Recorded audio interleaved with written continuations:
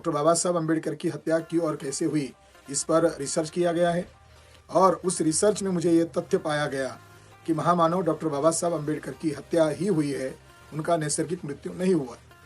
मगर इस हत्या के पीछे कौन कौन लोग हैं? तो इस हत्या के पीछे मोहरे के तौर पर डॉक्टर सविता अम्बेडकर हैं और डॉक्टर मालवणकर है।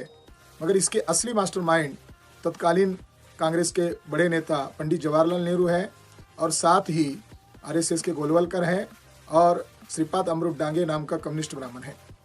डॉक्टर बाबा साहब अम्बेडकर बीमार नेहरू के माध्यम से ये षड्यंत्र रचाया गया था और डॉक्टर बाबा साहब अम्बेडकर के ऊपर गलत ट्रीटमेंट की गई और शादी के पश्चात बाबा साहब अम्बेडकर का स्वास्थ्य गिरता जा रहा था।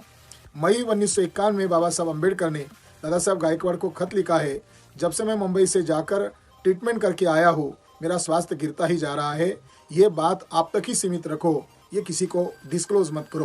यानी बाबा साहब अम्बेडकर के साथ जो धोखा हो रहा था वो उसके दस्तावेज बना रहे थे। दूसरी बात ये तथ्य सामने आ गया कि बाबा साहब अम्बेडकर ने एक एक मुद्दा टेक ओवर कर लिया था। भारत का संविधान बनाना उनके जीवन का बड़ा लक्ष्य था, अपने लोगों को हक दिलाना बड़ा मकसद था, उन्होंने वो मकसद को हासिल कर लिया। दूसरा पॉइंट ये नज़र में आ गया कि बाबा साहब अम्बेडकर ओबीसी लोगों का आंदोलन टेक ओवर कर चुके थे।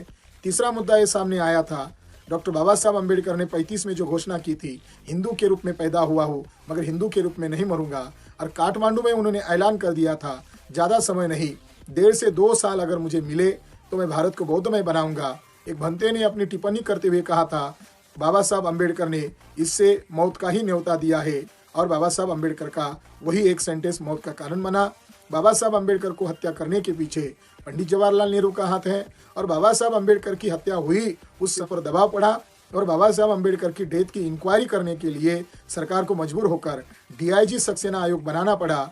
आज 62 साल हो चुके हैं, कांग्रेस ने उस आयोग को दबाए रखा, बीजेपी सत्ता में आई, बीजेपी भी बाबा साहब का राग आलाप करती है मगर वो लोग भी डीआईजी सक्सेना आयोग को सार्वजनिक नहीं कर रहे हैं। हमारी यही न्यायिक मांग है, कांग्रेस और बीजेपी के लोगों को हमारी चुनौती है कि बाबा साहब अम्बेडकर की मौत की जांच करने का जो आयोग है डीआईजी सक्सेना आयोग, वो सार्वजनिक करे।